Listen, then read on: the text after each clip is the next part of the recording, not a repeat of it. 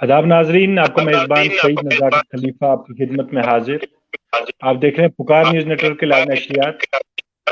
आज के हमारे खास लाइव डिबेट में हमारे जो मेहमान मेहमान खुसूसी हमने अपने पैनल में बुलाए हैं। आज की जो हमारी खास बातचीत होगी वो होगी पहाड़ी ट्राइब के हवाले से, पहाड़ियों के हकूक़ के हवाले से। और आए दिन जो आजकल सुर्खियों में ज़्यादातर अगर देखा जाए तो खाली पहाड़ियों की आवाज़ गूंज रही है और हर कोई पॉलिटिकल पार्टी आज अपना मैनिफेस्टो में पहाड़ियों की एसटी की बात लेके चल रही है। तो इसी हवाले से आज हमने अपने पैनल में अपने खुसूसी मेहमान बुलाए हुए हैं। हमारे पैनल में सईद रफीक शाह साहब हैं, जो कि फार्मल एमएलसी भी हैं और स्पोक्स पर्सन भी हैं पहाड़ी वेलफेयर फोरम के। और हमारे साथ ताहिर मुस्तफ़ा जी हैं, जो कि समाजी कारकुन हैं और भी बहुत सारी तंजीमों के साथ वाबस्ता है। तो आप सबका मैं बहुत बहुत शुक्रिया अदा करता हूँ कि आपने अपना इतना कीमती वक्त हमारे चैनल के साथ दिया और हमारे पैनल में जुड़े। तो ज़्यादा का आपका वक्त न लेते हुए मैं सीधा चलता हूँ सईद रफीक शाह साहब के पास। रफीक साहब, क्या लगता है आपको इन दिनों जो पहाड़ियों ने अपनी जो मांगे थी, जो पिछले 70 साल से जो मांगे कर रहे थे, आज उन मांगों पे जो आग है वो और ज्यादा तेज दिख रही है और पहाड़ी लीडरशिप कहीं ना कहीं फ्रंट लाइन पे सामने आई है। क्या लगता है आपको, क्या ये मांगे जायज हैं या नाजायज हैं? और कुछ हद तक गुजर लीडरशिप भी सामने आ रही है कि वो अपने एसटी के खतरे को देख के बोल रहे हैं हमें कोई खतरा लाग तो नहीं। क्या लगता है, ये पहाड़ियों की एसटी कुछ अलग है या गुजर कम्युनिटी का एसटी जो लेवल है वो अलग है? तो इस हवाले से आप थोड़ा सा तफसीर बताएं। जी रफीक साहब। आपकी आवाज जो है ये थोड़ा साफ करें। आप मुझे सुन रहे हैं? जी जी बिल्कुल। देखिए जी, जहां तक कबीले की इस तारीख है, वो बराए उसूल शुडूल का दर्जा चला। जहां तक तारीखी हकायक का ताल्लुक है, पहाड़ी कबीला एक वो कबीला है जी जिसको 1945 में एक साजिश के तहत तकसीम किया गया और फिर इसकी शिनाख्त को खत्म करने के लिए वक्तन फवक्तन कोशिशें भी की गई और इन कोशिशों पर अमल दरामद भी किया गया। जी क्योंकि जहां तक जिग्राफियाई हदूद का ताल्लुक है, पहाड़ी लोग कश्मीर से लेकर पुंछ रजौरी जिसको हम पीर पंचाल कहते हैं, और जी यहाँ से हमारा जो खिता आता है, इसको हम पहाड़ी खिते को शमसबरी खिता कहते हैं, जी जिसमें हमारा लोलाब, कुपवाड़ा, करना, केरन, मच्छल, ये अपना बांडीपोर, फिर अपना आगे चलकर साउथ कश्मीर के इलाके आ जाते हैं और फिर इसी तरह ये पीर पंचाल में चले जाते हैं। तो इस तरह ये खिता जो है, ये शमसबरी पीर पंचाल खिता कहलाता है। जी ये पहाड़ी कबीला इस खिते में आबाद है और इनकी जबान एक है, इनका कल्चर एक है, इनकी माजी की तारीख एक है। जी किसी भी कबीले का वजूद जो होता है वो रातों रात नहीं होता है, जी एक इर्तिकाई अमल होता है। इसमें सैकड़ों साल लग जाते हैं, इसमें सदियां लग जाती जी हैं। अब चनाचे 1947 में जब मुजफ्फराबाद को हम मिलाते हैं, जिसको पीओके कहा जाता है, तो वहां के लोग लेकर और यहाँ के पहाड़ी लेकर, वहां के पहाड़ी और यहाँ के पहाड़ी लेकर, जी ये एक मेजॉरिटी पॉपुलेशन थी इस रियासत की, जो इस रियासत की सियासी तकदीर का फैसला करते थे। 1947 में एक मंसूबा बंद साजिश के तहत तकसीम किया गया और उस तकसीम में आधे पहाड़ियों को यहां रखा गया और आधे पहाड़ियों को पार धकेल दिया गया। वो तकसीम जबरिया तकसीम थी, हमारी मर्जी के खिलाफ तकसीम थी, एक साजिशी तकसीम थी। उसके बाद पहाड़ी लोग जो है उनकी शनाख्त को खत्म करने की कोशिश की गई। जी 70 साल से पहाड़ी लोग अपनी शनाख्त की बहाली की जंग लड़ रहे हैं जी और आज जो तहरीक हम चला रहे हैं, ये तहरीक सिर्फ हुसूल शेड्यूल ट्राइब की नहीं है, ये तहरीक हुसूल शेड्यूल ट्राइब दर्जा के साथ साथ हमारी इज्जत नफ्स, पहाड़ियों की इज्जत नफ्स की बहाली की तहरीक है। जी जो लोग इसकी मुखालफत कर रहे हैं वो लेजिटिमेट शेड्यूल ट्राइब नहीं है, मैं दावे से कहता हूं। शेड्यूल ट्राइब हैं तो वो पहाड़ी हैं और पहाड़ियों की तहरीक हक पर मबनी है, हकीकत पर मबनी है और हम अपना हक हुकूमत हिंदुस्तान से मांग रहे हैं, हिंदुस्तान के आईन की रूह से मांग रहे हैं। ये हमारा आईनी हक है, ये हमारा बुनियादी हक है।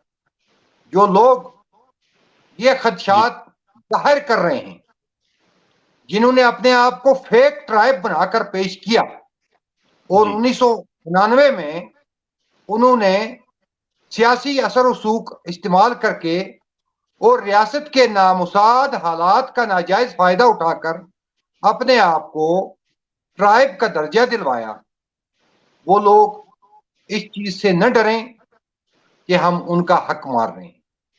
हम अपने मुल्क से, यानी हम अपने माँ बाप से अपना हक मांग रहे हैं और अपना आईनी हक मांग रहे हैं, अपना जायज हक मांग रहे हैं। जो ये लोग हमारे खिलाफ मूवमेंट चला रहे हैं, इनकी मूवमेंट की कोई हैसियत नहीं है, कोई जवाब नहीं है। ये बौखला गए हैं क्योंकि इनको पता है कि इनका जो केस था वो धोखे की बुनियाद पर, एक्सप्लॉयटेशन की बुनियाद पर, उस वक्त सियासी बुनियादों पर जो है रियासत के नामुसाद हालात की वजह से गवर्नमेंट ऑफ इंडिया ने तस्लीम किया।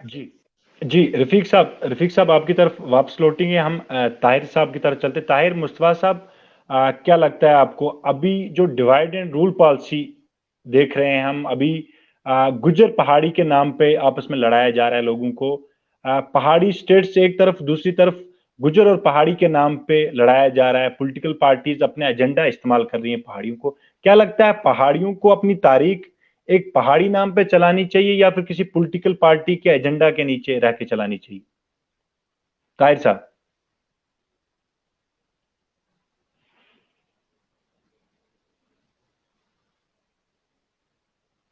ताहिर साहब आपका म्यूट, आपका माइक शायद म्यूट है, आप अनम्यूट कीजिए।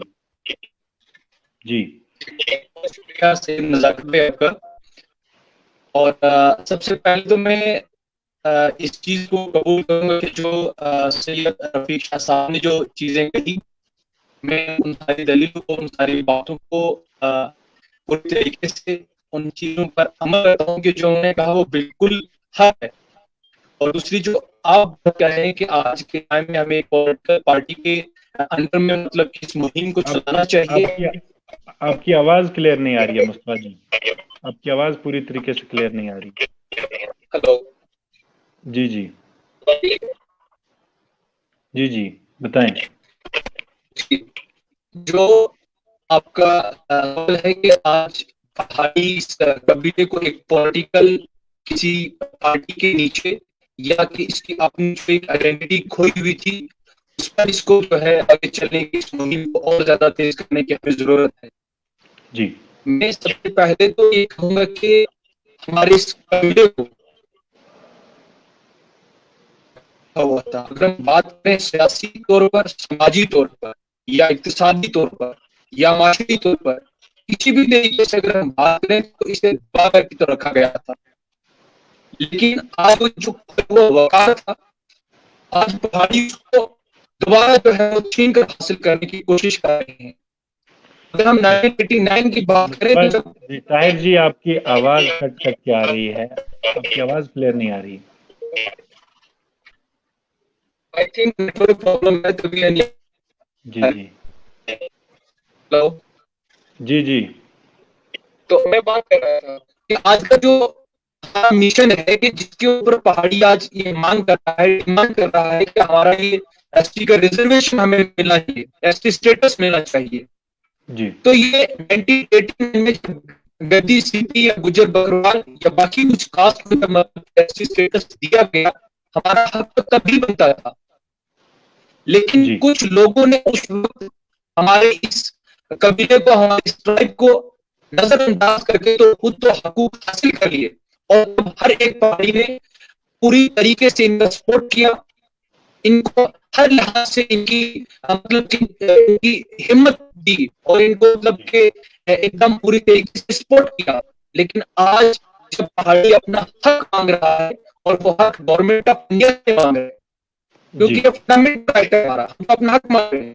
लेकिन आज जब अगर कुछ इस चीज को कुछ पॉलिटिकल एजेंट्स, स्पॉन्सर्ड एजेंट्स अगर इस चीज को लेकर के तो वो मतलब किसानों कम्युनिटीज के बीच में अगर डिवाइड एंड रूल कर, तो मैं कहूंगा कि मतलब कुछ दानिश्वर अक्लमंद जो सिर्फ और सिर्फ फूट डालना चाहते हैं, जो लोगों को लड़ना चाहते हैं, इसके अलावा कुछ भी नहीं है। जी जी जी। मैं रफीक साहब के पास वापस लौटना चाहूंगा।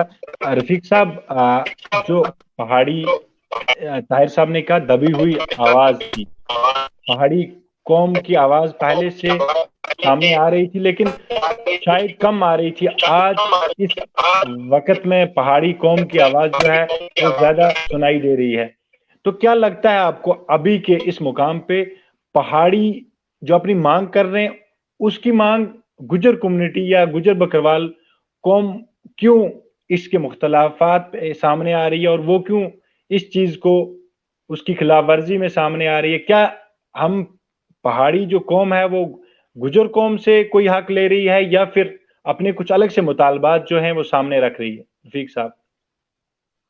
देखिए मोहतरम, मैं दर्जा बदर्जा आपके सवालों का जवाब दूंगा, क्योंकि ये अवाम सुन रही है जी। ये रियासत के लोग सुन रहे हैं। पहला आपका सवाल था कि पहाड़ी कौम की आवाज पहले दबी थी, अब वो सामने आ रही है। जी। क्या? बिल्कुल नहीं है। पहाड़ी कबीला जी। 1969 से अपने हक की लड़ाई ऑल जम्मू कश्मीर पहाड़ी कल्चरल एंड वेलफेयर फोरम के झंडे के नीचे लड़ रहा है, और जम्मू कश्मीर के आईन में पहाड़ी जबान 6ठे शेड्यूल में शामिल है। जी। क्योंकि पहाड़ियों की जब तकसीम हुई 1947 में, पहाड़ी उजड़ गए, पहाड़ी तितर बितर हो गए, पहाड़ी पिछड़ गए, बेटा मां से अलग हो गया, मां बेटे से अलग हो गई, भाई बहन से अलग गया, बहन भाई से अलग हो गई, और फिर कत्लेआम भी हुआ इनका मुख्तलिफ तरीकों से। ये साफ और खुली बात है। 47 में भी जो लोग तबाह हुए, बर्बाद हुए या मारे गए, वो पहाड़ी थे। 65 में भी जो लोग मारे गए वो पहाड़ी थे। 71 में भी जो लोग मारे गए वो पहाड़ी थे। और जो 1999-88 के बाद यहाँ मिलिटेंसी की जो एक तारीख शुरू हुई, उसमें भी जो लोग मारे गए वो पहाड़ी थे। वो पहाड़ियों पर वक्तन फवक्तन हर तरह के अजाब और अताब नाजिल होते रहे, और उसके पीछे एक खास सियासत थी जो पहाड़ियों को टारगेट किया जाता था। और सबसे बड़ी बदनसीबी पहाड़ियों की यह थी कि इससे पहले पहाड़ियों की आवाज क्यों नहीं सुनी जाती थी।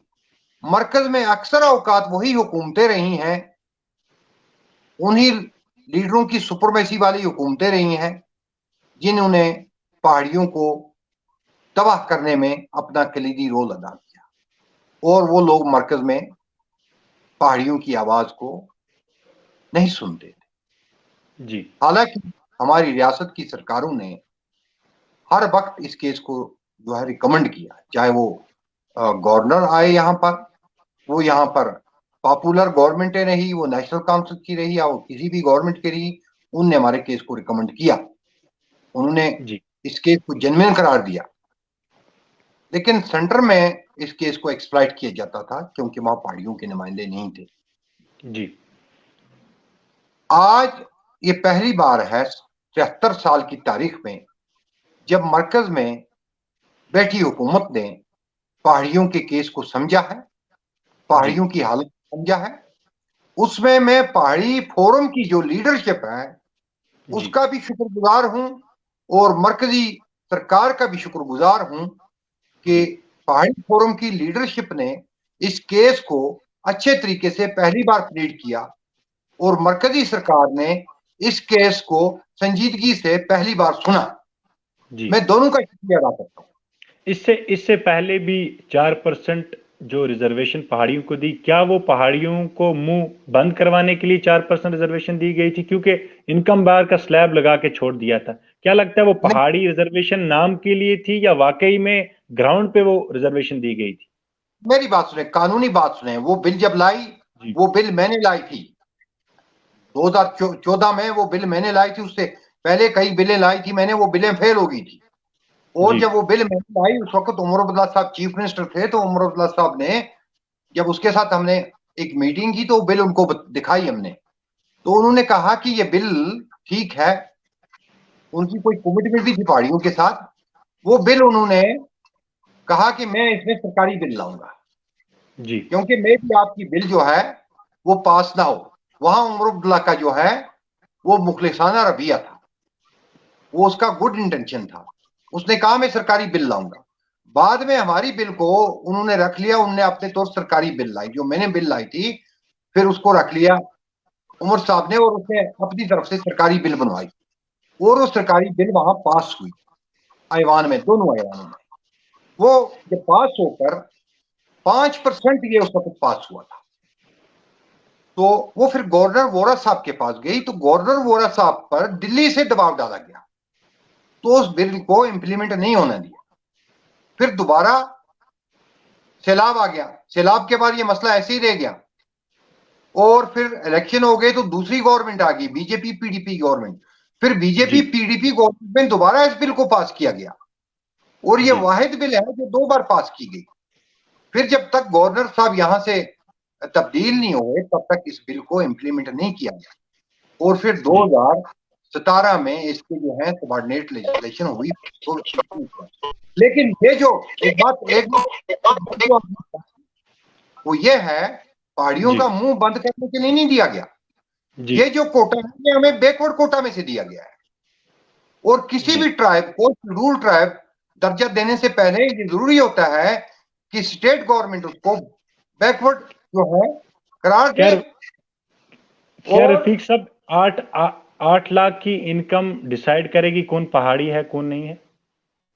नहीं, वो 8 लाख की इनकम जो है वो एक अलग बात है, वो अलग जुमरा।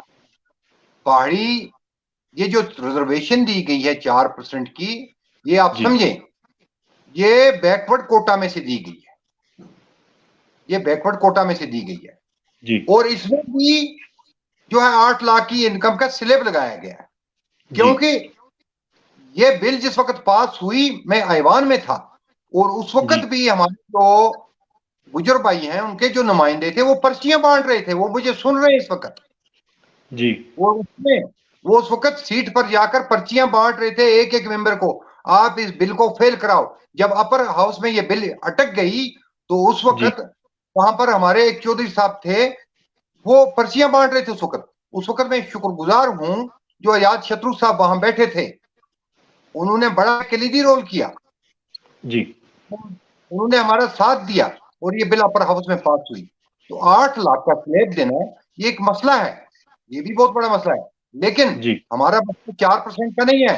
4% जी, से हमारा मसला नहीं होता है। हम एक ट्राइब हैं, हम एक कबीला जी, हैं, हमें जो आईन हक देता है, आईन हिंदुस्तान जो हक देता है, जो जी, हमारा बुनियादी हक है, वो शेड्यूल ट्राइब का दर्जा है। हमें शेड्यूल ट्राइब के जुमरे में शामिल किया जाए। जब जी, शेड्यूल ट्राइब के जुमरे में आप शामिल होंगे तो आपका सारा खत्म हो गया। जी। ताहिर साहब की तरफ जाते हैं। रफीक साहब आपके पास वापस लौटेंगे, हम ताहिर साहब के पास जाते हैं। ताहिर साहब, क्या लगता है आपको, पहले शुरुआत 4% से हुई, आगे जहां तक अभी हुकूमत जो है दावे कर रही है कि 80 के खाते में लाया जाएगा पहाड़ी को, क्या लगता है ये दावे कितने हकीकत में बदलेंगे और वाकई में क्या 4% से छोड़ के पहाड़ियों को 80 की जरूरत है? ताहिर साहब।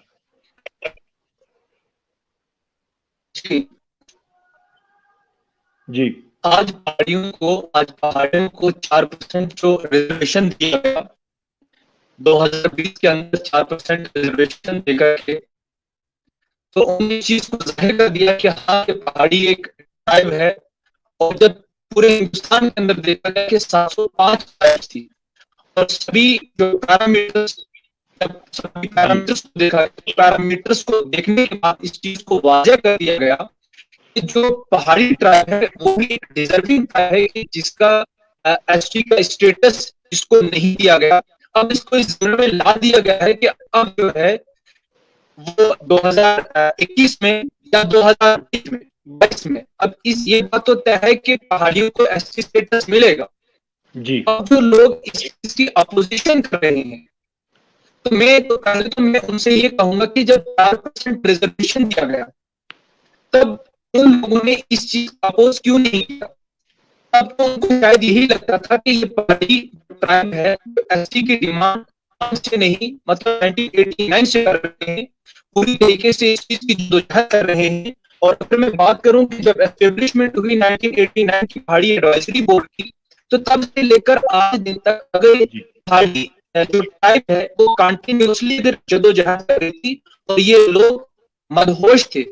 ये लोग इसलिए नहीं बोल रहे थे कि पहाड़ी है ये जी, इस तरीके से खामोश रहेंगे, इनको इनके हकूक नहीं मिल पाएंगे, लेकिन पहाड़ी जो है वो इस अपने हकूक लाने के लिए कंटिन्यूसली जद्दोजहद कर रहा था, क्योंकि जी। वो जो उसके हकूक छीने गए थे, वो उन हकूक को हासिल करने के लिए जद्दोजहद कर रहा था। और इसको एक बार नहीं, अटल बिहारी वाजपेयी जी ने भी इस चीज को कबूल किया। जो भी रूलिंग पार्टी आई उसने इस चीज को कबूल किया कि हाँ, पहाड़ियों का ये हक उनको मिलना चाहिए। लेकिन वो अलग बात है कि किसी ताहिर ने जी, पहाड़ियों ताहिर का जी, ताहिर जी एक आप, मिनट, जी, जी, एक मिनट, ताहिर जी, उनको हकूक नहीं आप, दिया गया। जी, जी, लेकिन आज ये बात, आपके सवाल कि आज ये बात बिल्कुल तय है कि ये दावे बिल्कुल सच्चे साबित होंगे कि पहाड़ियों को उनको हकूक मिलेगा, उनको स्टेटस मिलेगा। जी। ताहिर जी, गुज्जर बकरवाल कम्युनिटी कल तक जो पहाड़ियों के शाना बशाना खड़ी थी, जो कहते थे कि पहाड़ी गुज्जर एक ही हैं, आज जब पहाड़ी अपना हक मांगने के लिए आगे निकल रहे हैं, आज गुज्जर कम्युनिटी कैसे अलग खुद को महसूस पा रही है और क्यों एक गुज्जर कम्युनिटी और पहाड़ी कम्युनिटी के बीच में एक डिवाइड एंड रूल जैसी पॉलिसी खेली जा रही है? क्या लगता है आपको, इसके पीछे क्या हकीकत हो सकती है और क्या आप समझ पा रहे हैं इसको? जी सैयद नज़ाकत भाई, बहुत अच्छा आपका सवाल है। आज बहुत सारे नहीं कह रहा, लेकिन कुछ लोग स्पॉन्सर्ड लोग हैं। जी, मैं आज बात करूं कि यूनिवर्सिटी तक की हम बात करें या अदर मतलब की हम बात करें, अपनी कम्युनिटी की बात करें, सोसाइटी की बात करें, तो बहुत सारे ऐसे दानिश्वर लोग, समझदार लोग जो इस चीज को कबूल कर रहे हैं कि हाँ, कि अगर हमारा हक हमें मिला है तो पहाड़ी भी इस चीज के लिए डिजर्व करते हैं कि जब हमारा मतलब कि हम टोपोग्राफी देखें, हम हर तरीके से देखें, तो हमारी हर एक चीज जो है, हमारी हमारी ट्राइब बिल्कुल मिलती जुलती है कि जिन लोगों को एसटी स्टेटस मिला है, वो फिजिकली देखें, इकोनॉमिकली कंडीशन देखें, हर एक पैरामीटर को हम देखें, तो हमारी ट्राइब भी दूसरी ट्राइब के बिल्कुल शाना बेशाना हर एक चीज में मिलती जुलती है। लेकिन आज जो लोग अपोज कर रहे हैं, अपोजिशन में मतलब के कह रहे हैं कि अगर पहाड़ियों को एसटी रिजर्वेशन मिलेगा तो उसके नताइज बहुत होंगे, तो ये वो लोग हैं कि जिन लोगों को पॉलिटिकल लीडर्स अपने वोट बैंक के लिए इस्तेमाल कर रहे हैं और उनको लड़वाना चाहते हैं।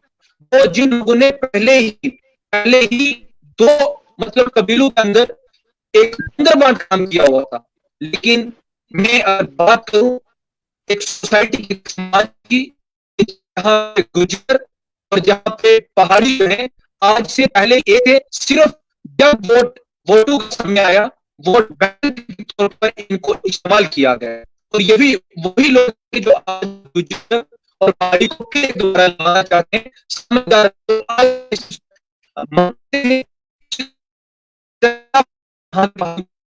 मिला। जी जी, ताहिर साहब आपके पास वापस लौटेंगे। और नेटवर्क भी शायद नेटवर्क इशू की वजह से आपकी आवाज़ भी पूरी तरीके से शायद हमारे नाज़रीन नहीं सुन पा रहे होंगे। तो खैर ये टेक्निकल एरर है, इसको हम कुछ कर नहीं सकते। लेकिन देर सवेर जब फिर से आपके पैनल में आपसे बात करेंगे, उस वक़्त कोशिश करेंगे कि आपकी आवाज़ जो है और ज़्यादा क्लियर सुनाई जाए। लेकिन सीधा मैं रफ़ीक साहब की तरफ वापस लौटता हूँ। रफ़ीक साहब, अब आपने बात की कि पहाड़ी लीडरशिप सोई नहीं हुई थी, बल्कि पहले से पहाड़ियों की जो आवाज़ थी हमेशा से बुलंद रही और अपने हकूक़ के लिए उन्होंने हमेशा से आगे खड़े रहे और शाना बशाना जो है वो हुकूमत के साथ अपनी मांगे करते रहे। क्या लगता है आपको रफ़ीक साहब, इस वक़्त में जो अभी इस वक़्त मौजूदा जो हालात चल रही हैं, वहाँ पे एक तरफ पहाड़ी जो कौम है, पहाड़ी जो लोग हैं वो अपने हक मांग रहे हैं, एसटी स्टेट्स की मांग कर रहे हैं, जो पिछले 70 सालों से करते आ रहे हैं, आज भी वही मांग कर रहे हैं। दूसरी तरफ एक बड़ा तबका जो गुजर बकरवाल के नाम से कुछ ऐसे लोग सामने आ रहे हैं जो बोल रहे हैं हम पहाड़ियों के किसी भी मसले में दखल अंदाजी नहीं कर रहे। अगर उनको गवर्नमेंट कोई ऐसे अलग तरीके से कुछ दे रही है, हमारा कोई उसमें मुदाखलत नहीं है। लेकिन कुछ लोग बोल रहे हैं कि पहाड़ियों को एसटी नहीं मिलनी चाहिए, ये इनका हक नहीं है। आखिर पहाड़ी लोग आते कहां से हैं? लोग, हमारे नाजरीन जानना चाहिए पहाड़ी लोग आते कहां से हैं। ये कौन पहाड़ी लोग हैं जिनको अगर नहीं जाना जाता है, इनको हमेशा से पीछे धकेला जाता है। ये पहाड़ी लोग आते कहां से और किन चीजों में सफर कर रहे हैं? उसी फार फ्लंग एरियाज में रहते हैं, उन्हीं पहाड़ों पे रहते हैं। पहाड़ी, मुझे लगता है नाम ही से पहले पहाड़ों ही पे ज्यादा लोग रहते हैं, फार फ्लंग एरियाज में रहते हैं। तो कहां से आते हैं पहाड़ी और चाहते क्या हैं रफीक साहब? देखिए जी, मैं सबसे पहले कुछ चीजों से पर्दा हटाऊंगा। जहां तक हमारी गुजर बरादरी का ताल्लुक है जी वो बरादरी में जो बकरवाल तबका है वो दो बैठ से वो हिजरत करते हैं।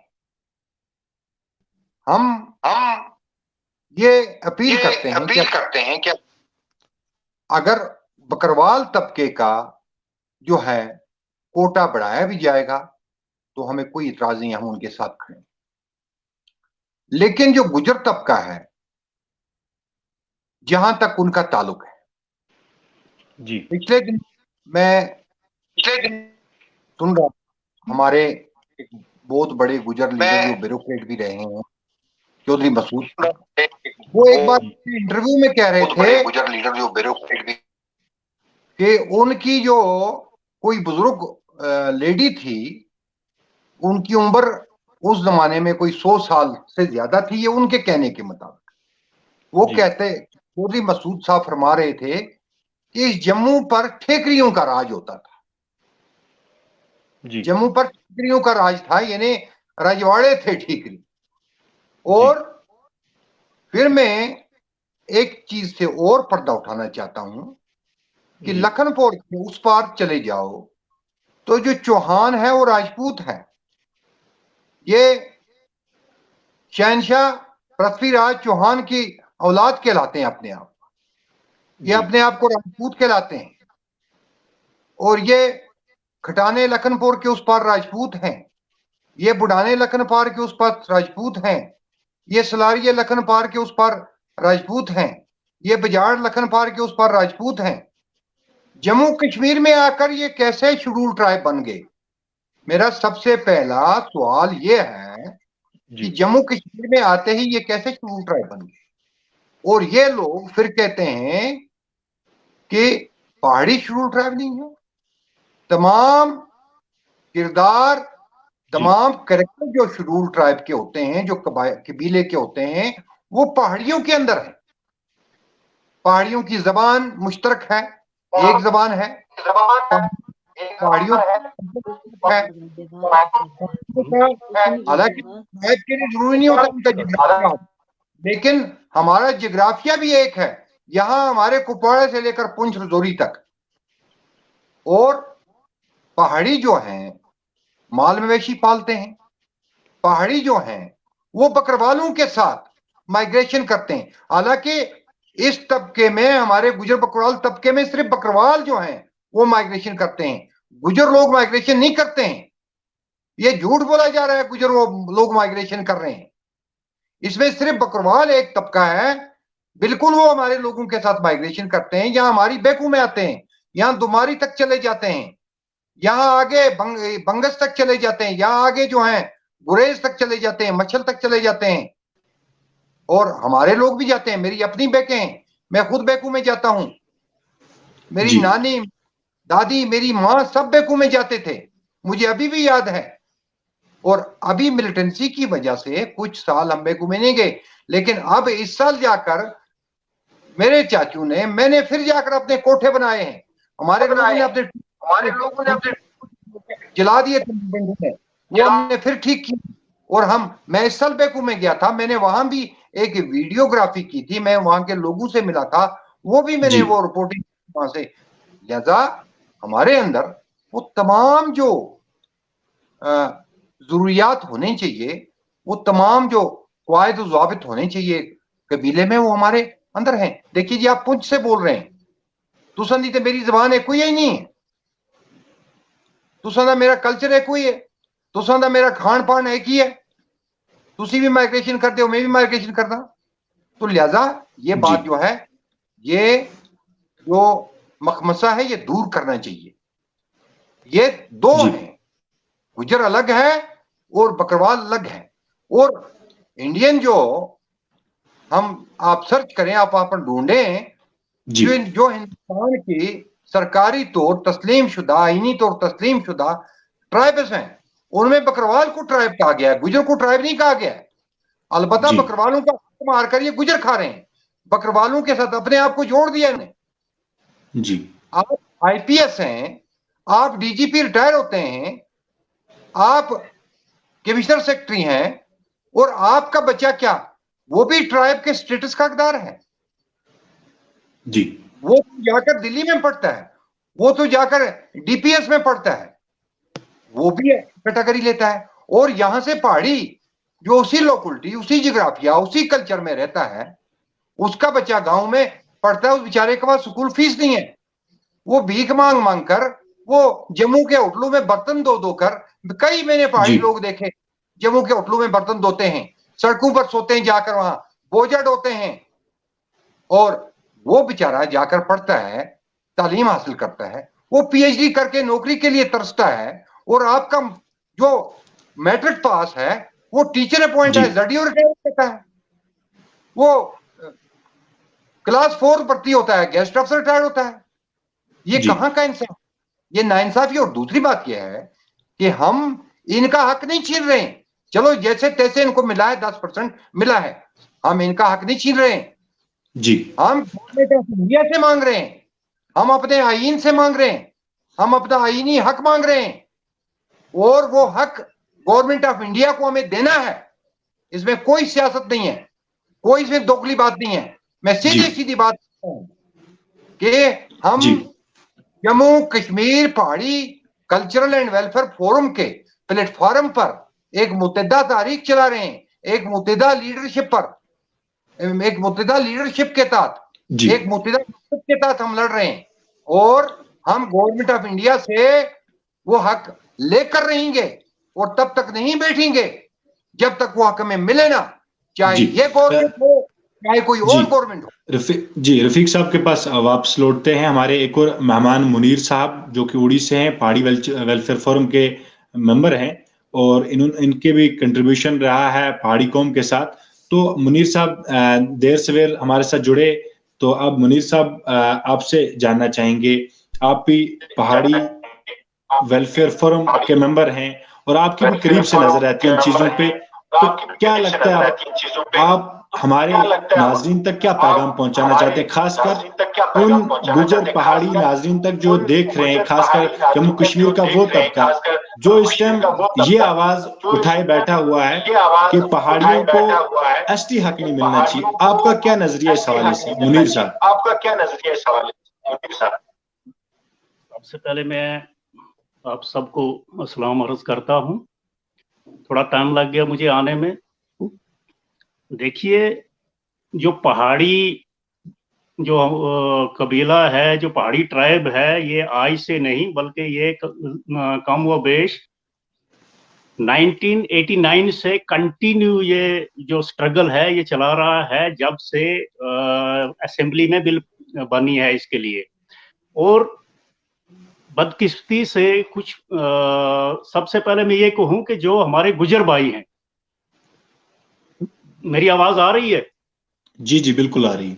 जी जी बिल्कुल आ रही है। हाँ, जो हमारे गुजर भाई हैं, हम हमेशा इनके साथ रहे हैं, हमने हर वक्त इनकी मदद की है। हमारी जो बरादरी, हमारा जो रहन सहन, हमारा उठना बैठना सब इकट्ठा है। और जो मेरा मानना है वो ये है कि जो कॉमन गुजर है हमारा, जो हमारे साथ रह रहा है, वो हमारी मुखालफत नहीं कर रहा है।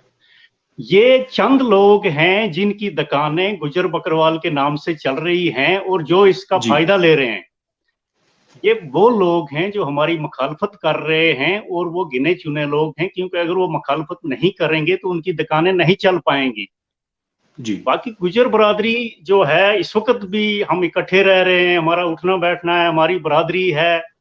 और जहां तक जो हमारी पहाड़ी कल्चरल वेलफेयर फोरम की ये है, मुझे बड़ा ताज्जुब हुआ जब मैंने मसूद चौधरी साहब को सुना कहते हुए कि जी ये सिर्फ पुंछ राजौरी के लोग जो हैं ये क्यों मांग रहे हैं शेड्यूल्ड ट्राइब, बाकी जो जम्मू कश्मीर के लोग हैं वो तो बैठे हुए हैं। मैं इनकी ये जानकारी के लिए बता देता हूं कि 3 अक्टूबर 2005 में उड़ी में जो उड़ी चलो प्रोग्राम हुआ है जी एसटी स्टेटस को लेकर, और 3 अक्टूबर 2005 में बहुत बड़ी कॉन्फ्रेंस हुई है उड़ी के अंदर। मैं खुद मैनेजिंग बॉडी का रुकन था, हमने मैनेज किया था। पुंछ से, राजौरी से, करना से, कपवाड़ा से जितने भी हमारे वर्कर थे वो वहां तशरीफ फरमा थे जी। तो ये जदोजहद हमारी जो है ये आज की नहीं है। और सबसे बड़ी बात है, मैं अपने गुजर भाइयों को ये बताना चाहता हूं कि हम जो चीज मांग रहे हैं वो मरकजी सरकार से मांग रहे हैं, चाहे वो रियासती सरकार हो या मरकजी सरकार हो। इस वक्त जो माहौल है, इस वक्त माहौल जो है रियासत जम्मू, इसमें यूटी जम्मू कश्मीर में बीजेपी की एडमिनिस्ट्रेशन है और मरकज में बीजेपी की सरकार है। अगर ये इस वक्त हमारा ये मसला हल नहीं होता है और हम डिमांड नहीं करते, हम तो गुजर भाइयों से कोई चीज नहीं मांग रहे हैं, कोई चीज छीन नहीं रहे हैं। मुनीर साहब आपको रोकना चाहूंगा। जम्मू कश्मीर यूटी में किस हिसाब से बीजेपी की एडमिनिस्ट्रेशन है? इलेक्शन तो हुए नहीं अभी, यहाँ पे देखिए कैसे आप कह रहे हैं कि यहाँ पे जो एडमिनिस्ट्रेशन है बीजेपी की एडमिनिस्ट्रेशन है? देखिए, इस वक्त गवर्नर रूल है और गवर्नर जो होता है वो मरकजी सरकार की तरफ से अपॉइंट किया जाता है। और जो जम्मू कश्मीर यूटी को चला रहा है वो गवर्नर एडमिनिस्ट्रेशन चला रही है जी। तो ये यहाँ जो हमारी जो भी डिमांड करेंगे वो हम इस वक्त डायरेक्टली मरकजी सरकार से करेंगे, और जो हमारी यूटी एडमिनिस्ट्रेशन है ये फीडबैक भेजेगी जी। तो हमारी जो डिमांड है वो तो मरकजी सरकार से रहेगी जी। तो हमने इनसे तो कोई चीज छीननी नहीं है, इनसे तो कोई चीज लेनी नहीं है। हमारा तो जो मुतालबा है वो मरकजी सरकार से है। और मरकजी सरकार, ये सीधी बात है कि अगर 2 भाई कोई चीज डिमांड कर रहे थे, एक भाई को उसका हिस्सा मिल गया, उसका हक मिल गया, अब दूसरा भाई अगर डिमांड कर रहे हैं तो इनको मुखालफत तो नहीं करनी चाहिए थी। देखिए, जो हाल ही में मरकजी सरकार ने इनको पॉलिटिकल रिजर्वेशन दे दी पंचायत में। पॉलिटिकल रिजर्वेशन लेने के बाद हमसे जितना हो सका किसी पहाड़ी ने इनकी मुखालफत नहीं की, बल्कि इनको बोर्ड दिए, इनके डीडीसी और इनके बीडीसी मेंबर बनाए। हमने तो इनकी मुखालफत नहीं की, क्योंकि हमारी जो है पूरे जम्मू कश्मीर में मेजॉरिटी एसटी बरादरी से बहुत ज्यादा है। मैं आपको थोड़े से फिगर दे दूं। रजौरी के अंदर मैं अभी देख रहा था 31% एसटी बरादरी है जी। और पुंछ के अंदर एज पर सेंसस ऑफ 2001, जब इनको 91 में एसटी मिली तो 2001 में इनका जो था ये पॉपुलेशन सेंसस की गई कि जम्मू कश्मीर के अंदर जो शेड्यूल्ड ट्राइब हैं वो कितने किस पॉपुलेशन से है जी। उस हिसाब से पुंछ के अंदर जो हैं वो 40% हैं और रजौरी के अंदर 31% हैं। तो पुंछ के में भी हम ज्यादा हैं, रजौरी में भी हम ज्यादा हैं, उड़ी में 15.72% हैं। उड़ी कॉन्स्टिट्यूंसी के अंदर 15.72% हैं। बावजूद उसके 2 कॉन्स्टिट्यूंसीज में इनके मेंबर हम लोगों ने बनाए, हमने मुखालफत नहीं की, हमने इनकी मदद की है। तो अगर हम एसटी स्टेटस मांग रहे हैं जो कि हमारा राइट है, तो फिर इनको हमारी मुखालफत नहीं करनी चाहिए, बल्कि इनको हमारा साथ देना चाहिए। रहा सवाल इनका कि जी ये जैसे कल प्रोटेस्ट हुआ है हमारे खिलाफ, श्रीनगर में हुआ है, जम्मू में हुआ है कि जी ये स्नैच कर रहे हैं हमारा राइट, तो इनके कोटे से कोई स्नैच नहीं कर रहा है। हम जो डिमांड कर रहे हैं वो हमारा अपना कोटा है। ये तो हमारे जो वकला हजरात हैं, जो हमारे ये काबिल एहतराम रफीक साहब बैठे हुए हैं, इनको पता है कि हमारा अपना कोटा जो 4% है, उसके अलावा हमारा आरबीए का कोटा है, उसके अलावा हमारा जो इसका एक्चुअल लाइन ऑफ कंट्रोल का कोटा है, उसके अलावा हमारा जो इकोनॉमिक वीक सेक्शन का कोटा है, ये सारा मिलाकर 9-10% हम पहुंच जाते हैं। तो इनसे कहाँ हम छीन रहे हैं। तो लिहाजा मेरी गुजारिश है कि जो हमारे गुजर भाई है, इनको हमारी मुखालफत करने के बजाय हमारी हमायत करनी चाहिए। बेहतर तो ये रहेगा। जी बिल्कुल मुनीर साहब, हम सीधा चलते हैं ताहिर साहब के पास और उनसे हम मुख्तसर से अल्फाज में जानना चाहेंगे। ताहिर साहब, क्या लगता है आपको पीर पंचाल से लेके उड़ी तक, मतलब जितने भी पहाड़ी हैं, चाहे वो पुंछ के हों, राजौरी के हों, उड़ी से हों, चाहे वो करना से हों, जहां से भी पहाड़ी लोग हैं, आज इस वक्त में एक ही प्लेटफॉर्म पे खड़े हैं और एक ही डिमांड कर रहे हैं एसटी के लिए। और अब अगर उनको एसटी नहीं दी जाती तो ये पहाड़ी जो लीडरशिप है ये किस हद तक आगे जाएगी और कितना इत्मीनान रखेंगे वो पहाड़ी लोग जो इन लीडरशिप के भरोसे पे बैठे हुए हैं, और ये लीडरशिप कहां तक जाएगी अपने हकूक जो हैं वो लेने के लिए। ताहिर साहब।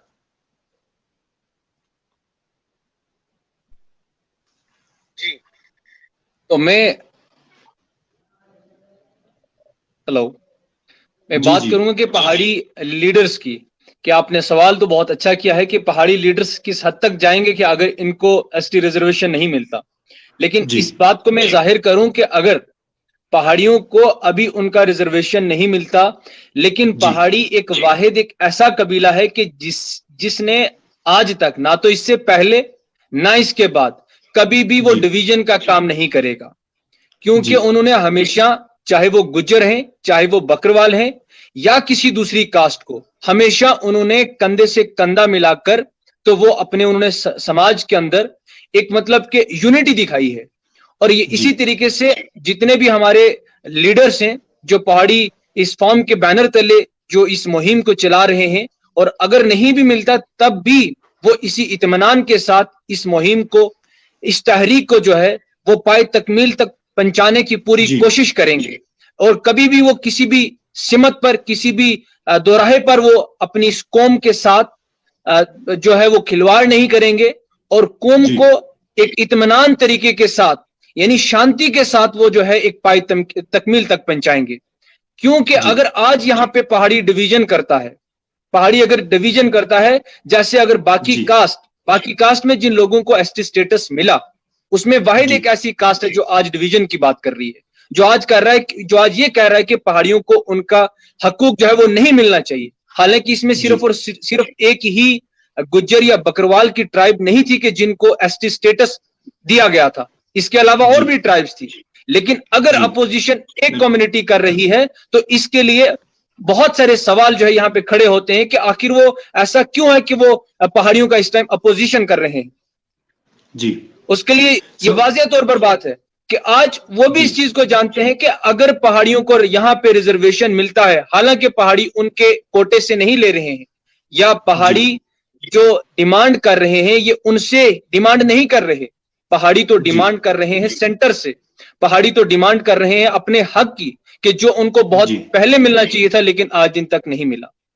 लेकिन वो कुछ कारणों की वजह से कि पहाड़ियों को स्टेटस नहीं मिला क्योंकि मिलीजुली सरकार थी जिसकी वजह से नहीं मिला।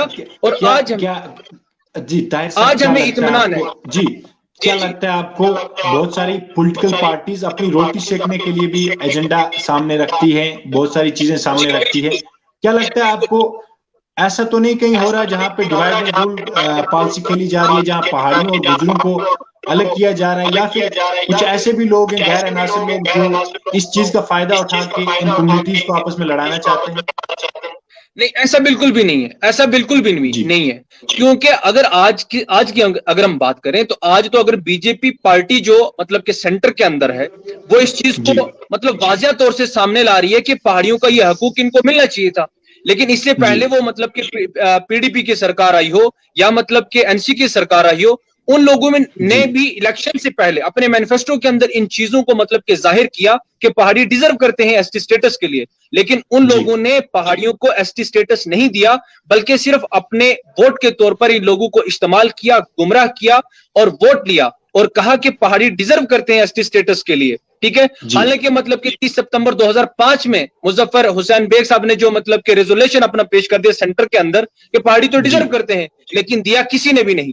क्यों? कि वो पहाड़ियों को सिर्फ एक वोट बैंक के तौर पर इस्तेमाल कर रहे थे। लेकिन आज चाहे बीजेपी पार्टी कहीं ना कहीं वो अपना भी मंशूर देख रही है कि हाँ हमें पहाड़ियों से भी बेनिफिट मिलेगा, लेकिन आज वो इस चीज को जानते हैं कि पहाड़ियों का हक जो है, उनका एक नारा है कि सबका साथ, सबका विकास और सबका प्रयास, वो इस चीज को लेकर के चल रहे हैं कि जो 705 ट्राइब थी उन 705 ट्राइब में पहाड़ियों की भी ट्राइब जो है वो डिजर्विंग ट्राइब है कि उसको मिलता है। साहब कितनी हकीकत है इनकी बातों में? आपने अभी भी कहा जितनी भी पार्टीज आई दावे करके गई, मैनिफेस्टो बना के गई, इस जो आज की हुकूमत है इनके दावे कितने आपको सही लगे? देखिए, हाँ आपका बहुत अच्छा सवाल है। इनके वादे इस तरीके से मतलब कि सच साबित हो रहे हैं कि आज जो सेंटर की सरकार है, ठीक है, जब मतलब कि अभी अमित शाह जी यहाँ पे जम्मू में आए तो उन्होंने इस चीज को वाजिया कर दिया कि हाँ कि इस बार ये बात तय है कि जो पहाड़ी एक कबीला पिछड़ा हुआ कबीला है कि जिसका उनका हक नहीं मिला, तो ये बात तय है कि इस बार उनका हक जो है, उनको ये एसटी की डिमांड जो है ये फुलफिल करी जाएगी। तो ये बात तो वाजिया है कि अभी हमारा हक जो है ये हमें मिलना है। जी बिल्कुल। रफीक साहब आपकी तरफ लौटता हूं, मैं सीधे आपकी तरफ लौटता हूं। आप हमें बताएं कि दावे अक्सर किए जाते हैं जब भी पॉलिटिकल पार्टीज के इलेक्शन सामने आते हैं या मैनिफेस्टो बनाते हैं, तो उस टाइम बड़े बड़े दावे किए जाते हैं। आज भी चाहे सेंटर हो या यूटी हो, जहां से भी दावे किए जाते हैं अपने मैनिफेस्टो में इस चीज को, क्योंकि मैनिफेस्टो में बहुत सारी चीजें हो चुकी हैं और बहुत सारी चीजें कम रह चुकी हैं, आज फिर से इस बात को अगर मैनिफेस्टो में ला रहे हैं, तो क्या लगता है आपको पहाड़ी फिर से किसी वोट बैंक का शिकार हो रहे हैं या वाकई में कुछ मिलने वाला है? देखिए जनाब, सबसे पहले मैं एक मखमसे से पहाड़ी कौम को, पहाड़ी लीडरशिप को, पहाड़ी नौजवानों को बाहर निकालना चाहता हूं जी, क्योंकि मैं एक तर्जुमान हूं, एक फार्मर लेजिस्लेटर हूं, मैं एक जिम्मेदार हूं। हकायक से उठाना मेरी मनसबी जिम्मेदारी है। देखिए, एब्रोगेशन ऑफ आर्टिकल 370 के बाद यहां पर शेड्यूल ट्राइब्स को ऑटोमेटिकली पॉलिटिकल रिजर्वेशन मिल गई जी, और पॉलिटिकल रिजर्वेशन जो मिली वो उन्हीं एरिया में मिली जहां मेजॉरिटी पहाड़ियों की है, क्योंकि जो फिगर गवर्नमेंट ऑफ इंडिया के सामने हमारी गुज्जर बरादरी ने पेश किया है वो मनगढ़ है, वो बेबुनियाद है, वो फैक्ट्स एंड फिगर्स को मिसलीड किया गया है, वहां पर पहाड़ियों को गुजरों के साथ शामिल दिखाया गया है। जी। अब जब मुफाद फायदों की बात आती है तो वहां पर जब शेड्यूल ट्राइब सर्टिफिकेट मिला तो वो पहाड़ी तबके को नहीं मिला। वहां पर गुजरों ने अपनी कास्टें डिफाइन कर दी थी, जी। में पहाड़ी कास्टें शामिल नहीं की थी। और फिर जब आपकी पॉलिटिकल रिजर्वेशन हो गई जी। तो वहां पर गुजर को इलेक्शन लड़ने का हक है। जी। आप तो सिर्फ नारे मारेंगे ना, फलाना चौधरी साहब जी। जिंदाबाद, फस्ताना चौहान साहब जिंदाबाद, जी। फलाना खटाना साहब जिंदाबाद, आपका तो पॉलिटिक्स में कोई रोल नहीं। आपकी तो सरकारी दुकान ही नहीं, तो आपकी एक्सप्लॉयटेशन कौन करेगा? आप किसकी एक्सप्लॉयटेशन करेंगे? आपका जी। वोट बैंक कहां जाएगा? वहां पर लड़ेंगे 2-4 जो भी लड़ेंगे वो गुजर लड़ेंगे। आपने सलाम दीन को, कलाम दीन को, मोहम्मद जी। दीन को, जान मोहम्मद बोकड़े को, किसी को वोट डालना है। जी। आपकी तो अपनी कोई पहचान ही नहीं है ना। आप कहां बिल्कुल। डाइवर्ट हो रहे हैं? लोग आपको डाइवर्ट कर रहे हैं। ये चालाक लोग हैं जिन्होंने गवर्नमेंट ऑफ इंडिया को जी। बेवकूफ बनाया। ये सीधे साधे पहाड़ियों को बेवकूफ बनाना इनके लिए कोई बड़ी बात नहीं है। जी। उन्होंने तो राजेश पायलट को मिसलीड किया, उसको यूज किया, अवतार सिंह बुढ़ाने को यूज किया, पूरी कांग्रेस सरकार को यूज किया, और ये इन्होंने हर हालात का फायदा उठाया। और आप लोग इस्तेमाल हो रहे हो, आप लोग लड़ रहे हो, आप लोग ऐसी बातें कर रहे हो कि वोट बैंक। कौन सा वोट बैंक? पहाड़ी फोरम जी। एक सीधा पॉपुलर तस्लीम शुदा प्लेटफॉर्म है पहाड़ियों का, जो 1900 पॉलिटिकल रिजर्वेशन नहीं दी तो जाएंगे कहाँ? आपने भी कहा पॉलिटिकल रिजर्वेशन अगर पहाड़ियों को नहीं है तो वोट जाएगा कहाँ? किस सिमत में जाएगा? वोट तो गुजरों को जाएगा। तो आपके वोट के साथ कौन छेड़ रहा है? यहां कोई बोलता है ये बीजेपी के लिए इस्तेमाल कर रहे हैं, उसके लिए इस्तेमाल कर रहे हैं। ये बात नहीं है। हम अपने इज्जत नफ्स के लिए लड़ रहे हैं, हम अपने जिंदा रहने के सवाल के लिए लड़ रहे हैं, जी। हम अपनी सलामती की लड़ाई लड़ रहे हैं, हम आने वाली नस्लों की सलामती की लड़ाई लड़ रहे हैं। हम कोई पेट की ही लड़ाई नहीं लड़ रहे हैं, हम चौधरी बनने की लड़ाई नहीं लड़ रहे हैं। जी। लिहाजा ये इश्यूज को डाइवर्ट किया जा रहा है। दूसरी बात रही, ये बात तो आप समझ गए कि जो बोल रहे हैं जी ये सियासी लीडर रफीक शाह सियासत कर रहा है। रफीक शाह क्या सियासत कर रहा है? यहाँ कॉन्स्टिट्यूंसी मेरी जो है ये सेकंड लार्जेस्ट पॉपुलेशन है, पहाड़ी पॉपुलेशन। यहाँ मेरी कॉन्स्टिट्यूंसी में 3000 वोट हैं। और पिछले दिनों इन्होंने आरएसएस के लीडरों को बुलाया था कचामा में, और मुझे दिल्ली से फोन आगे दिया, उनमें कुछ मेरे दोस्त थे, वो जी फलान जगह कचामा में है, मैं करना में था। और मुझे जब फोन आया तो मैं वहां से भागते भागते रात को आया। मैंने कहा भाई इतने बड़े लीडर वहां कचामा में कहां चले गए? तो जब मैंने उस आदमी को फोन लगाया, मैं नाम कोट नहीं करूंगा, बहुत बड़ा लीडर था। जी। जी। मैंने कहा भाई आप वहां कहां चले गए? वो तो बड़ा खतरनाक एरिया है, जंगल साथ है। तो ये बोलता है कि हम फलाने साहब के घर में हैं, एक चौधरी साहब के घर में है। तो वो मुझे फोन कराता है उससे। मैंने कहा आपने कहा इनको ले लिया भाई? ये जंगल में कहां ले गए इनको? रात के 10 बजे आपके घर में। तो मैंने वहां मेजर को फोन किया, कंसर्न को। मैंने कहा यार वहां कवरिंग जमीन करना, वहां लोग आए हैं कुछ, तो वहां लोग आए हैं। तो वो मेरे पास आए, फिर उन्होंने मुझे फिगर बताए कि भाई ये तो बोल रहे थे ये तो सेकंड लार्जेस्ट गुजर कॉन्स्टिट्यूंसी है। अरे भाई सेकंड लार्जेस्ट गुजर कॉन्स्टिट्यूंसी कहां से है? ये तो 3000 वोट हैं टोटल गुजरों के यहाँ आज। और सेकंड लार्जेस्ट पहाड़ियों की कॉन्स्टिट्यूंसी है। जब ये कॉन्स्टिट्यूंसी रिजर्व करा देते हैं, या करना को इनने कहा या उड़ी को कहा रिजर्व करा दिया, तो रफीक शाह कहां से सियासत करेगा? शफी उड़ी कहां से करेगा? राजा एजाज कहां से करेगा? कफील रहमान कहां से करेगा? राजा मंजूर कहां से करेगा? आप कहां से करेंगे? आप मुझे बताएं। ये तो एक साजिश है पहाड़ियों को खत्म करने की, पहाड़ियों की नस्लों को खत्म करने की। और अगर गवर्नमेंट कैसे? जी साजिशें, मैंने पहले ही कहा, पॉलिटिकल पार्टीज ने अपने एजेंडा बना लिए हैं पहाड़ी के मसले को।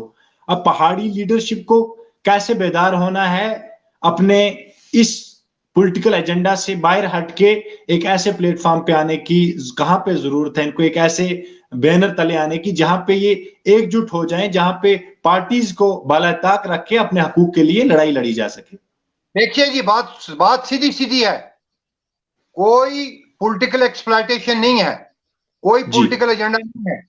ये पहाड़ियों के बुनियादी हुकूक की तहरीक है जो जम्मू कश्मीर पहाड़ी कल्चरल एंड वेलफेयर फोरम के प्लेटफॉर्म से चलाई जा रही है। एक लीडरशिप, एक झंडे, एक मकसद के साथ चलाई जा रही है। जब पहाड़ियों का मसला हल हो जाएगा तो ये जो पहाड़ियों की नुमाइंदा तंजीम है, पहाड़ी कल्चरल एंड वेलफेयर फोरम, वो ये डिसाइड करेगा कि हमें क्या करना है। हाँ, ये बात वाजिया है, जो हम पर एहसान करेगा, जो हमें जलालत के दलदल से निकालेगा, 73 बरस की गुलामी, जहनी गुलामी, नफ्सियाती गुलामी, अखलाकी गुलामी, माशी गुलामी पे जो हमें निकालेगा, वो कोई भी हो, वो करतार सिंह हो, वो मोहम्मद अली शाह हो, वो सरदार मिर्जा हो, वो करतार सिंह हो पंजाब का, हम एहसान से दीजिए, क्योंकि पहाड़ी एहसान फरामोश नहीं है। बाकी बिल्कुल मुनीर साहब, जी मुनीर साहब, पहाड़ी कल्चर जी मुनीर साहब आपके पास वापस लौटेंगे। चलते चलते हम सीधे मुनीर अहमद साहब के पास चलते हैं, रफीक साहब के पास वापस लौटेंगे हम। मुनीर साहब, आप भी बड़ी ग्राउंड सिचुएशंस देखते हैं, रियलिटीज देखते हैं, क्योंकि आप जिस फोरम के साथ हैं आए दिन आपकी भी जद्दोजहद रहती है। तो क्या लगता है आपको, अब आखिर पे चलते चलते क्या करना चाहिए पहाड़ी आवाम को, किस सिमत की तरफ चलना चाहिए और कैसे चलना चाहिए? आपका क्या मानना है, आपके क्या विचार है मुनीर साहब? देखिए, इस वक्त तो हमारी जो है ये कलेक्टिव डिमांड है पूरी जम्मू कश्मीर की पहाड़ी कौम की कि हमारा जो ये मुतालबा है ये पूरा किया जाए। और ये गवर्नमेंट जो इस वक्त मरकज में है ये डिसीजन पावर रखती है, और इसके लिए इससे हमें उम्मीद है, अगर वो भी इलेक्शन से पहले हमारी जो डिमांड है, हम चाहते हैं कि इलेक्शन से पहले हमें जो हमारा हक है वो दिया जाए। अदरवाइज अगर ये भी हमें इस्तेमाल करने की कोशिश करते हैं, जिस तरह से पुरानी सियासी जमातें इस्तेमाल करती आई हैं पहाड़ियों को वोट बैंक के तौर पर, तो हमारे पास जो हमारे पॉलिटिकल लीडरशिप है, जो पहाड़ी कल्चरल एंड वेलफेयर फोरम के जो हमारे जम्मू कश्मीर की लीडरशिप है, ये इनके पास ये हक हासिल है, इनके पास इख्तियार है कि वो उस वक्त ये फैसला ले सकते हैं। तो ये इस वक्त जो हमारी जदोजहद है, ये तमाम सियासी पार्टियों को बालाए ताक रख के हम एक प्लेटफॉर्म जो हमारा पहाड़ी कल्चर एंड वेलफेयर फोरम का प्लेटफॉर्म है उससे लड़ रहे हैं। ये हमारी लड़ाई उससे उस झंडे के तले लड़ी जा रही है। जी मुनीर साहब, तो हमारे लिए आखिर पे जी मुनीर साहब, आखिर पे फिर से आपके पास लौटेंगे। सबसे बड़ी परेशानी है जो हमारे लिए सबसे बड़ी परेशानी है वो ये है कि अगर हमारे गुज्जर भाई इस भाईचारे को कायम रखना, हमने तो कभी भी भाईचारे को नुकसान पहुंचाने की कोशिश नहीं की है, अगर ये भाईचारे को कायम रखते तो बगैर रिजर्वेशन के हमने इनके एमएलए बनाए हैं, बगैर रिजर्वेशन के हमने इनके मेंबर्स बनाए हैं। तो ये अगर गवर्नमेंट ऑफ इंडिया इनको कहती भी कि भाई आप रिजर्वेशन ले लो, ये कहते नहीं हम तो बगैर रिजर्वेशन के इलेक्ट हो रहे हैं, तो हम अपने ये इस बरादरी में या अपने भाइयों के साथ क्यों छेड़छाड़ करें, तो इस भाईचारे को नुकसान क्यों पहुंचाएं? यानी कि ये तो सीधी बात है कि हमें एक साजिश के तहत हम इस भाईचारे को नुकसान पहुंचाने की कोशिश की जा रही है। जी ताहिर साहब आपके पास चलते, मुनीर साहब आखिर पे फिर से लौटेंगे। चलते चलते आपकी मैसेज भी हमारे नाज़रीन तक पहुंचेगी। ताहिर साहब, आप यूथ एक्टिविज्म से आपका ताल्लुक है, यूथ भी आज के जो नौजवान हैं वो भी कहीं ना कहीं ये सोच पहले कम रखते थे, अब शायद ज्यादा रख रहे हैं और अपने जो लीडरशिप है उसके साथ चलने की कोशिश कर रहे हैं और अपनी बात जो है मनवाने की कोशिश कर रहे हैं। आप यूथ से हैं, आपकी क्या पैगाम रहेगा अपने यूथ के लिए, क्योंकि आपका यूथ की सुनता है ज्यादा, तो आपकी क्या मैसेज रहेगी अपने यूथ के लिए, पहाड़ी यूथ के लिए, और बाकी जो गुजर यूथ है, बकरवाल यूथ है, बाकी जो इन चीजों को एक्सप्लॉइट करना चाहते हैं, किसी और सिमत में लेना चाहते हैं, क्या मैसेज छोड़ना चाहेंगे आप ताहिर मुस्तफा जी? जी, बहुत अच्छा आपका सवाल है। तो देखिए, मैं बाज़ाब्ता के खुद एक नौजवान होने के नाते अब हर तरीके का लोग जहन रखते हैं, लेकिन जितने भी व्यूवर्स हमें देख रहे हैं उसमें चाहे वो हमारे भाई गुज्जर बरादरी से ताल्लुक रखते हों, बकरवाल हों, या मतलब के पहाड़ी तबके से ताल्लुक रखने वाले हों, हमें आज एक ऐसे दौर में हमें जी रहे हैं कि हम लोग अपने आने वाली नस्लों को एक ऐसा पैगाम दें, एक ऐसी तारीख जो है वो कायम करें कि जब तारीख ऐसी लिखी जाए कि चाहे उसमें पहाड़ी, चाहे उसमें गुज्जर, लेकिन ऐसे लोग आगे निकल करके आए, नौजवान ऐसे आगे निकल करके आए कि वो एक तनाव खड़ा ना करें, वो लड़ाई और झगड़ा खड़ा ना करें कि आज पहाड़ियों को एसटी रिजर्वेशन, एसटी स्टेटस क्यों मिल रहा है, बल्कि वो एक ऐसा तारीखी दौर कायम करें कि अपने आने वाली नस्लें जो आने वाली नस्लें जो है वो इस चीज को याद करें कि जब पहाड़ियों को एसटी स्टेटस मिलने जा रहा था और तब गुज्जर और बकरवाल बरादरी के तमाम, चाहे वो नौजवान है या सीनियर सिटीजन, उन्होंने कंधे से कंधा मिला करके तो उनकी सपोर्ट किया और उनको जो है वो एसटी स्टेटस मिला। ना कि ऐसा हो कि आज हम एक ऐसा समाज खड़ा करें कि जिस समाज में हम लोग बट जाएं और दो मतलब के हिस्सों के अंदर बट जाएं, ताकि कल ना तो हमारी कोई पहचान और शराखत जो है, हमारी शनाखत जो है वो खत्म हो जाए। हमें एक नए समाज की जो है बुनियाद आज से ही वो पूरी तरीके से मैं यूं समझता हूं कि वो डिपेंड करती है आज के नौजवानों के कंधों पर है, ये जिम्मेदारी नौजवानों के कंधों पर है, वो चाहे गुज्जर हूं या पहाड़ी हूं, कि आज हमें सबको मिलकर के तो एकजुट होकर के तो एक अच्छा समाज बनाना है कि आने वाली नस्लें जो है वो हमें याद करें। तो मैं यही अपने दोस्तों तक, अपने व्यूवर्स तक पैगाम पहुंचाना चाहूंगा। जी ताहिर जी, बिल्कुल नाजरीन का भी ज्यादा वक्त नहीं हम लेंगे और वक्त इजाजत नहीं दे रहा, वक्त की नजाकत इजाजत नहीं दे रही। और वक्त इजाजत देता, हमारे इतने अच्छे मेहमान हमारे स्टूडियो में मौजूद हैं, पैनलिस्ट इतने अच्छे पैनलिस्ट हैं कि हम मजीद और भी बात करते, लेकिन खैर फिर से एक वक्त मुकर्रर करेंगे, फिर से अपने पैनलिस्ट से बात करने की कोशिश करेंगे। अब आखिर पे चलते चलते आखिर पे एक मैसेज लेना चाहेंगे सब पैनलिस्ट से, आखिर पे चलते चलते सईद रफीक साहब, शाह साहब से आखिर पे एक मैसेज चलते चलते चंद लफ्जों में आपकी मैसेज क्या रहेगी हमारे नाजरीन के लिए, हमारे देखने वालों के लिए, आखिर पे प्रोग्राम के आखिर पे आपकी मैसेज। जी रफीक साहब।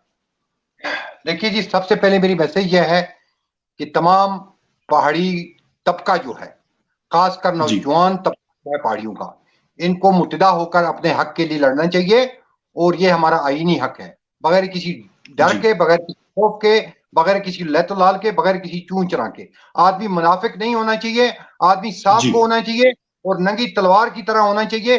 जब आप अपने हक के लिए नहीं लड़ सकते हो तो आप मुनाफिक।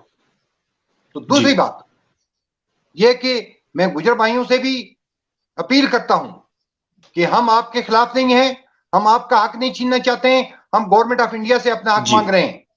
और जिस वक्त पहाड़ी और गुजर एक हो गया तो हम एक बहुत बड़ी पॉलिटिकल पावर बन सकते हैं, हम एक बहुत बड़ी इकोनॉमिकल पावर बन सकते हैं, हम एक बहुत बड़ी सोशल पावर बन सकते हैं। और उन्होंने ये भी सोचना चाहिए हमारे गुजर भाइयों ने कि 7 की 6% वोट हैं उड़ी में गुजरों के। हमने ताज महिदीन को 2 बार वहां से एमएलए बनाया। कई इलाके हैं, आप पुंजपुरी में जाओ, कहीं भी जाओ, हमने गुजरों को बार बार जिताया। आज जब हमारे हक की बात आई और ये तिलमिला उठे, ये क्यों तिलमिला उठे? इनको बहकाया गया है, इनको भटकाया गया है। ये पिछले दिनों से रविंद्र राणा जी के टूर को लेकर जो है उसको प्रोपगंडा कर रहे हैं कि पहाड़ी ये कर गई जी, पहाड़ी वो कर गई जी। इन्होंने कहीं जगह तो मस्जिदों से भी फतवे दिलवाए पहाड़ियों के खिलाफ।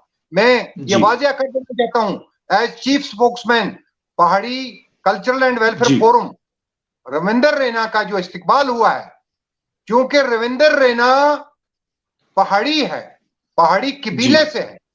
रविंद्र रैना बीजेपी को छोड़कर वो नेशनल काउंसिल में होता तो उसका यही इस्तिकबाल होता। रविंद्र रैना वो शिवसेना के साथ होता तो उसका यही इस्तिकबाल होता। रविंद्र रैना जमात इस्लामिया के साथ होता आप तो उसको, इस्तेमाल होता। आपका ये मानना है कि आप उसको एज पहाड़ी के नाते आप इस्तेमाल करते हैं, ना कि किसी पार्टी के हवाले से? एज पहाड़ी लीडर इस्तेमाल किया है जी उसका, एज पहाड़ी लीडर इस्तेमाल किया है जी, रविंद्र बहुत का एज बहुत पहाड़ी जी इस्तेमाल किया है। ये उस चीज को लेकर एक्सप्लॉइट कर रहे हैं और मस्जिदों से भी फतवे दिला दिए हैं इनने हमारे खिलाफ। जी, बहुत जी, एकता की अपील करता हूं मैं, इन भाइयों जी को कहता हूं इस्तेमाल ना हो जाएं। तो बाकी मैं आप सबका शुक्रिया अदा करता हूं, मीर साहब का शुक्रिया अदा करता हूं। बड़ा खुश हुआ जी मैं इनको सुनकर। अपने ताहिर साहब हैं, बड़े पोटेंशियल जी वाले नौजवान हैं, मैं इनका भी जी शुक्रिया अदा करता हूं और आपका भी शुक्रिया अदा करता हूं कि जिन्होंने हमें आज मौका दिया है हकायक को सामने लाने का। और मैं उन जी जो हमारे देखने वाले हैं, सुनने वाले हैं, सबका शुक्रिया अदा जी करता हूं। जी, बहुत बहुत शुक्रिया रफीक साहब। आखिर पे मुनीर साहब के पास चलते हैं। मुनीर साहब, छोटा सा पैगाम आपका चलते चलते हमारी खासकर जम्मू कश्मीर की आवाम के लिए, आखिर पे एक पैगाम। देखिए, मैं अपनी पहाड़ी बरादरी से गुजारिश करता हूं और मौलाना अपील करता हूं कि हमारा जो समाजी ताना बाना है, हमारी जो डिमांड है, हमारी डिमांड सरकार से और फैसला सरकार को करना है। किसी कम्युनिटी को हमारे हक में फैसला नहीं करना है। अगर जो हमारी मुखालफत करते हैं उनके लिए रास्ते खुले हैं, लेकिन हमारी जो पहाड़ी बरादरी है, पहाड़ी नौजवान है, मेरी उनसे अपील है कि आप अपनी तरफ से हमारा जो सदियों से जो समाजी रिश्ते हैं, समाजी जो हमारे ये ताना बाना है, उसको कायम रखा जाए। अपनी तरफ से किसी किस्म की भी कोई गलती नहीं होनी चाहिए। जो हमारे मुखालफिन हैं वो मुखालफत करते हैं, उनको उनके लिए रास्ते खुले हैं, लेकिन फैसला जो भी है वो सरकार को करना है, ना उनको करना है ना हमें करना है। हमारा हक है, हम डिमांड रख रहे हैं, वो हम रखते रहेंगे। बहुत बहुत शुक्रिया मुनीर साहब। ताहिर साहब के पास चलते हैं। ताहिर साहब, आपकी आखिरी मैसेज। मेरी आखिरी मैसेज जो है वो अपने पहाड़ी नौजवानों से है कि शौके परवाज रखते हो तो शाहीन बनो, यूं तो कौवे भी फिजाओं में उड़ा करते हैं। तो बस इतना ही मैं कहूंगा कि हमें एक मंजिल जो है वो हमारी बहुत करीब है, लेकिन हमें समझदारी के साथ, हमें मतलब कि तनाव जो है वो किसी भी मसले का हल नहीं है।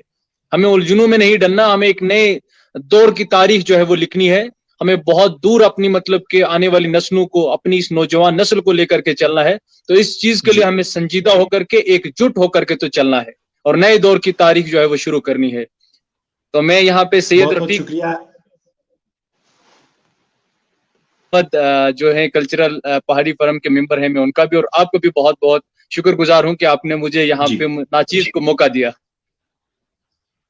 जी, बहुत बहुत शुक्रिया ताहिर साहब आपका। नाजरीन, आपको बताते चलें कि आज का हमारा जो खास डिबेट था वो बिल्कुल इसी बात को लेके था कि पहाड़ी डिमांड जो सदियों से अपनी डिमांड जो है एसटी को लेके अपने मुतालबे जो है कर रहे थे, लेकिन बीच में कुछ ऐसे गैर अनासिर लोग सामने आ गए जो इस तहरीक को किसी गलत तरीके से पेश करने की कोशिश कर रहे थे हमारी आवाम के सामने। लेकिन आज हमारी डिबेट में खास मकसद था कि आप तक वो हकीकत का आईना आप तक पहुंचाए, क्योंकि हमारे डिबेट में हकीकत के आईने में आमने सामने अक्सर व बेशतर हम ऐसी हकीकत भरी जो हकीकत है वो आप तक लाते हैं ताकि हमारे नाज़रीन को सच का पता चल सके। हमारे पैनल में आज के जो हमारे मेहमान थे उन सबका मैं शुक्रिया अदा करता हूं। खासकर हमारे पैनल में जो मेहमान थे सईद रफीक शाह साहब, जो कि एक बहुत ही अच्छे पॉलिटिकल और सोशल एक्टिविस्ट हैं, जिन्होंने हमारे पैनल में आके इस पैनल को रौनक बख्शी। हमारे साथ मुनीर साहब हैं जो कि उड़ी से हैं, ये भी पहाड़ी वेलफेयर फोरम के एक रुकन हैं, इनका भी बहुत बहुत शुक्रिया। ताहिर मुस्तफा साहब जो कि सोशल एक्टिविस्ट हैं, जो कि जिनका ताल्लुक पुंछ राजौरी से है, इनका भी बहुत बहुत शुक्रिया हमारे पैनल में आए। आप सब नाजरीन का भी बहुत बहुत शुक्रिया कि आपने अपना कीमती वक्त हमारे पुकार न्यूज नेटवर्क के लाइव नशरियात के साथ दिया, लाइव डिबेट के साथ दिया। ऐसे ही अपना प्यार हमें देते रहें। अगर आपको लगता है कि हमारी बातों में कुछ हकीकत थी या नहीं थी, लेकिन अपनी राय देना ना भूलें, क्योंकि हम अक्सर व बेशतर अपने लाइव के आखिर पे ये जरूर कहते हैं कि आपके फीडबैक हमारे लिए जरूरी है। अगर हमसे भी कोई गलती हुई, लेकिन आपके फीडबैक से हमें वो चीजें पता चल सकेंगी और आपका फीडबैक हमारे लिए जरूरी है। और हमारे लाइव डिबेट शेयर करना ना भूलें। हमारा ऑफिशियल फेसबुक पेज पुकार न्यूज नेटवर्क है, हमारी ऑफिशियल वेबसाइट पे भी जाना ना भूलें, pukarnewsnetwork.com हमारी ऑफिशियल वेबसाइट है। हमारा यूट्यूब चैनल पुकार न्यूज नेटवर्क के नाम पे भी है, उस पे भी हमारी जितनी भी खबरें हैं देर सवेर हम सबसे पहले आप तक पहुंचाने की कोशिश करते हैं। और पुकार का मकसद हमेशा से है लोगों की फरियाद, लोगों की आवाज, वो दबी हुई आवाज जो आला हुकाम तक पहुंचाई जाए और देर सवेर उस पे कोई ना कोई हकूक जो है उनको दिलाए जाए। हमारी पहले से कोशिश पुकार की यही है कि आप तक वो खबर पहुंचानी जो हकीकत के पे मबनी हो। बहुत बहुत शुक्रिया हमारे नाजरीन का भी। आप दीजिए आखिर पे अपने मेजबान सईद नजाकत खलीफा को इजाजत। अगर अल्लाह ने चाहा फिर से मुलाकात होगी एक अगले नए शुमारे के साथ, तब तक के लिए अल्लाह हाफिज।